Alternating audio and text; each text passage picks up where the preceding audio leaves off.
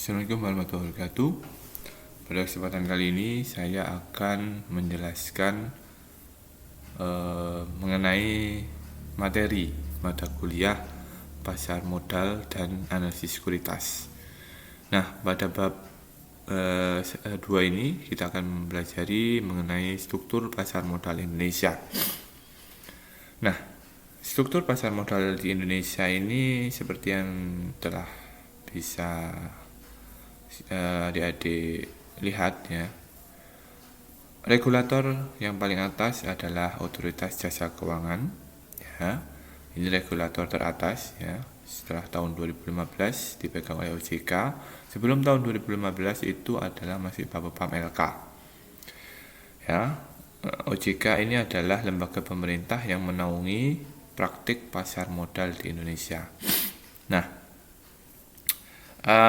di bawah regulator di sini ada yang melakukan secara teknis ya. Pertama yaitu Bursa Efek Indonesia, yang kedua adalah Clearing Penjamin Efek Indonesia, yang ketiga adalah Kustodian Sentral Efek Indonesia. Nah, secara singkat, Bursa Efek Indonesia ini menyediakan sebuah software ya, software istilahnya sebuah wadah ya untuk melakukan jual beli saham ya, atau jual beli berbagai macam produk-produk efek ya.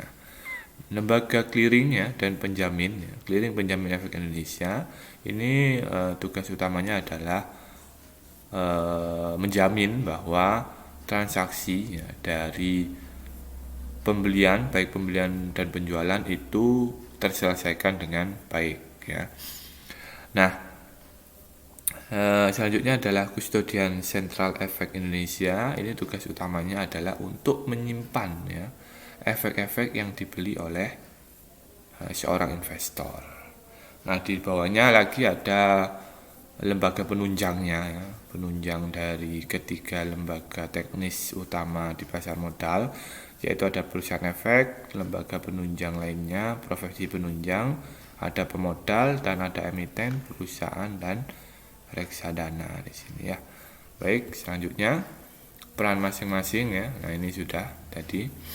Otoritas Jasa Keuangan mengawasi kegiatan perdagangan efek agar tidak menyimpang dari peraturan yang ada. Jadi OJK di sini ya tugasnya untuk mengeluarkan berbagai peraturan yang bertujuan untuk meregulasi atau mengatur jalannya perdagangan efek. Nah, ini di sini. Efek tidak hanya saham, efek bisa saham, obligasi ya, reksadana ya, terus ada derivatif lainnya ya, seperti waran dan yang lain-lain. Ya, selanjutnya tugas OJK adalah melakukan pengujian terhadap semua personel yang menyandang profesi tertentu di pasar modal.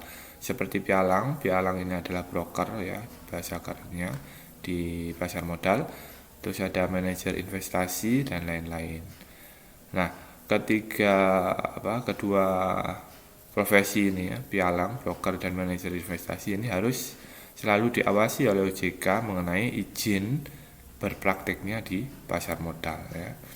Baik, yang ketiga adalah memberi izin pada perusahaan yang ingin melakukan kegiatan di pasar modal. Nah, maksudnya ini adalah memberikan izin bagi perusahaan yang belum go public menjadi perusahaan publik. Nah, di sini syarat-syaratnya adalah ditentukan berdasarkan peraturan OJK. Termasuk ya perusahaan-perusahaan yang merupakan sekuritas ya, perusahaan yang menyediakan platform perdagangan efek ya di pasar modal itu harus memiliki izin badan hukum secara legal. Baik, bursa efek. Nah, di sini tugasnya mengorganisir dan menyediakan fasilitas bagi anggota bursa untuk melakukan transaksi. Yang dimaksud anggota bursa adalah para perusahaan pialang, di mana sekuritas yang dapat melakukan transaksi hanyalah yang sudah termasuk dalam anggota bursa. Nah, anggota bursa ini adalah pialang atau sekuritas. Ya, contohnya kalau di Universitas Muhammadiyah Jember ini galeri investasinya bekerjasama dengan Sekuritas Kresna. Ya. Nah, Sekuritas Kresna itu menyediakan platform software yang digunakan untuk perdagangan saham atau perdagangan produk-produk efek lainnya seperti obligasi dan yang lain-lainnya. Yang kedua adalah melakukan pencatatan, pembekuan perdagangan, dan pencabutan atas efek yang listing di bursa efek. Nah, di sini ya tugasnya bursa efek adalah mengatur jalannya perdagangan efek yang ada di pasar modal ya secara teknis ya, seperti melakukan pencatatan atau IPO, pembekuan perdagangan. Nah, ini semua diatur oleh bursa efek ya pada saat pelaksanaan perdagangan efek-efek yang ada di bursa efek. Ya, yang ketiga adalah melakukan pemantauan kegiatan transaksi untuk melindungi investor dari praktik-praktik yang dilarang dan bertentangan dengan undang-undang. Nah, selain bursa efek bertugas untuk mengatur ya jalannya perdagangan secara produknya yaitu efek, bursa efek juga melindungi investornya ya dari praktik-praktik yang dilarang. Nah, praktik-praktik yang dilarang itu bisa berupa pelakuan margin trading. Ya, margin trading itu adalah di mana seorang investor tidak memiliki uang tapi bisa membeli saham ya. Terus short sale itu misalnya suatu investor itu tidak memiliki saham tapi bisa menjual suatu saham tersebut ke investor yang lain. Nah, itu dilindungi oleh bursa efek dengan berbagai sistem yang dimiliki oleh bursa efek. Baik, selanjutnya adalah Clearing Penjamin Efek Indonesia atau KP. Ya, tugas utamanya adalah menyediakan jasa clearing dan penjaminan penyelesaian transaksi bursa yang teratur, wajar, dan efisien. Nah, di sini maksudnya ini menjamin ya penyelesaian transaksi. Misalnya ada perdagangan saham antara pembeli dan penjual. Nah, saham A ini ya dibeli oleh si pembeli ya yang dimiliki oleh si penjual ya. Jadi saham A ini kan berpindah tangan ke si pembeli ya dari penjual. Nah, penjual mendapatkan uang dan pembeli mendapatkan saham A. Nah, penyelesaian transaksi perpindahan saham A dari penjual ke pembeli dan pemindahan uang dari pembeli ke penjual ini dijamin oleh KPI. Ya, yang kedua adalah memberikan kepastian secara hukum untuk dipenuhinya hak dan kewajiban AK atau anggota clearing yang timbul dari transaksi bursa. Jadi anggota clearing ini ada banyak ya. Anggota clearingnya itu berupa perusahaan-perusahaan clearing ya, yang ditetapkan oleh KPI ya, begitu. Oke, selanjutnya. Nah, ini situsnya KPI ya di laman websitenya. Nah, selanjutnya adalah Custodian Central Efek Indonesia.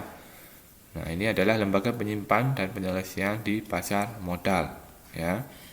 Nah, penyimpanan dan penyelesaian. Nah, tugas utamanya KSI ya, Custodian Central Efek Indonesia ini adalah menyimpan ya efek-efek yang telah dibeli oleh si pembeli tadi di pasar modal atau di bursa efek tadi ya secara sistem ya paperless. Jadi kita masuk ke dalam sistem yang disediakan oleh sekuritas ya. Nah, sekuritas ini sistemnya sudah terhubung dengan sistem di Bursa Efek Indonesia begitu. Nah, ini ya untuk menyelesaikan ya, menyimpan efek-efek yang dibeli seperti saham, obligasi dan yang lain oleh pembeli tadi itu dicatat oleh KSEI. Sehingga ketika ya perusahaan efek atau sekuritas misalnya Krishna Sekuritas yang ada di Universitas Muhammadiyah Jember ini bangkrut, itu masih bisa kita klaim sebagai investor. Misalnya kita klaim kepemilikan saham-saham kita atau kepemilikan obligasi kita yang telah dibeli dari bursa efek ya, kita akan mendapatkan nanti sebagai kartu identitas sebagai investor ya, namanya kartu akses. Nah, kartu akses itu seperti KTP kita sebagai investor ya di pasar modal. Jadi pada nantinya efek-efek kita akan bisa diklaim ya ketika sebuah perusahaan sekuritas ya seperti sekuritas itu bangkrut begitu. Yang kedua adalah tugas KSI adalah menyediakan jasa kustodian sentral dan menyelesaikan transaksi efek yang teratur, wajar, dan efisien ya. Mengatur penyelesaian ini tadi, penyelesaian transaksi ya, dan menyimpan efek-efek di anggota KSI. Yang ketiga adalah memberikan layanan jasa penyimpanan dan penyelesaian transaksi efek, meliputi penyimpanan efek dalam bentuk elektronik, penyelesaian transaksi efek, administrasi rekening efek, distribusi hasil corporate action, dan jasa-jasa terkait lainnya. Baik. Saya lanjutkan. Di sini adalah perusahaan efek. Nah, perusahaan efek ini adalah sekuritas ya, sekuritas yang saya ceritakan tadi. Jadi sistem di bursa efek adalah sekuritas. Ini menyediakan sebuah software platform ya. Jadi masing-masing sekuritas itu ada banyak. Ada Kresna Sekuritas, Mandiri Sekuritas, ya, BNI Sekuritas, dan masih banyak lagi ya, Dana Reksa termasuk itu ya. Nah, masing-masing perusahaan efek ini memiliki sebuah software platform untuk melaksanakan perdagangan jual beli efek ya. Nah, platform tersebut, satu perusahaan efek dengan perusahaan efek lain ini memiliki tampilan yang berbeda ya, sesuai dengan yang ditetapkan oleh perusahaan efek tersebut. Tapi pada intinya software itu ya menghasilkan sebuah platform yang sama ya, tujuannya sama untuk melakukan perdagangan produk-produk efek yang ada di Bursa Efek Indonesia. Nah, ini perusahaan efek ini penjamin emisi, underwriter ya, pihak ya kontrak yang menjamin adanya penawaran umum. Nah, penawaran umum ini adalah perusahaan yang belum go public menjadi go public. Nah, ini perusahaan efek ini juga merupakan bisa menjadi underwriter atau menjamin untuk saham perusahaan yang baru IPO itu terjual seluruhnya kepada investor. Nah, ini ada perantara pedagang efek ya. Ini sebagai makelarnya sebuah saham perusahaan yang IPO. Terus manajer investasi. Nah, ini juga menyediakan sebuah wadah ya yang kepada masyarakat ya yang memiliki pengetahuan tentang produk-produk efek yang minim ya, yang awam, orang-orang awam untuk dikelola ya keuangannya yang diinvestasikan ke saham-saham, obligasi-obligasi dan yang produk-produk efek lainnya.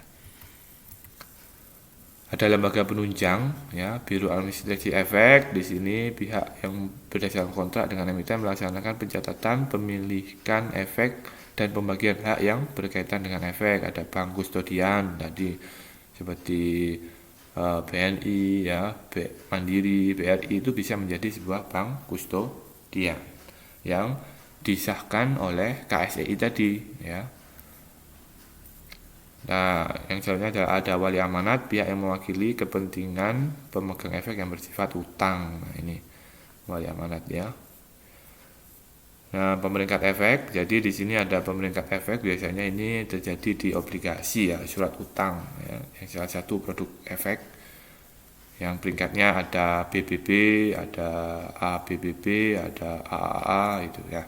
Itu adalah tugas pemeringkat efek. Pemeringkat efek ini juga saat ini memiliki tugas untuk membentuk sebuah istilahnya seperti LQ45 ya, seperti indeks ya yang ada di Indonesia. Ada indeks-indeks yang baru selain LQ45 ya, bisa dilihat sendiri di situs Bursa Efek Indonesia yaitu idx.go.id. Nah, profesi penunjang. Nah, di sini untuk menunjang terlaksananya kegiatan dalam pasar modal yang terdiri dari akuntan, notaris, penilai, dan konsultan hukum. Nah, akuntan di sini masuk ya. Kita sebagai akuntan pada nantinya itu masuk. Nah, tugasnya akuntan apa? Nah, perusahaan-perusahaan yang sudah IPO ya atau sudah melakukan penawaran umum itu memiliki kewajiban diaudit ya. Diaudit oleh auditor. Nah, diaudit oleh auditor, otomatis peran akuntan akan menjadi penting di perdagangan di pasar modal. Nah, perdagangan efek ya. Jadi perusahaannya itu yang mengeluarkan efek itu ya, mengeluarkan saham istilahnya itu harus diaudit oleh akuntan, ya, notaris, penilai dan yang lain-lain. Nah, di sini ada pemodal, individu atau organisasi ya. Jadi pemodal itu bisa individu, bisa organisasi ya yang membelanjakan uangnya di pasar modal. Jadi prinsipnya siapa saja yang dapat menjadi investor ya, pemodal dari pemodal domestik dan pemodal asing. Nah, emiten di sini. Emiten ini adalah yang melakukan penawaran umum atau initial public offering IPO. Jadi yang menjual saham-sahamnya di pasar modal. Di dana saham ada obligasi, ada waran dan yang lain-lain ya. Nah, ini sahamnya ya, sekurang-kurangnya terdiri 300 ya pemegang saham dan memiliki modal digital sekurang-kurangnya 3 miliar. Ini ada reksadana, di sini ada wadah yang digunakan untuk menghimpun dana. Nah, ini tadi tugasnya seorang manajer investasi di sebuah perusahaan sekuritas tadi ya, itu membentuk sebuah reksadana yang dapat dibeli oleh investor ya. Nah, reksadana ini kenapa sebagai wadah? Karena untuk mengumpulkan dana dari investor atau dari masyarakat yang ingin berinvestasi di pasar modal, dan manajer investasi ini nanti membelanjakan uang-uang ya dari investor itu ya, memanajemen istilahnya, memanajemen yang dibelikan kepada beberapa produk efek ya, sesuai dengan perjanjian dengan investor-investor yang menyetorkan ke dalam reksadana tersebut. Baik, sekian, terima kasih pertemuan hari ini, semoga bermanfaat. Saya akhiri, assalamualaikum warahmatullahi wabarakatuh.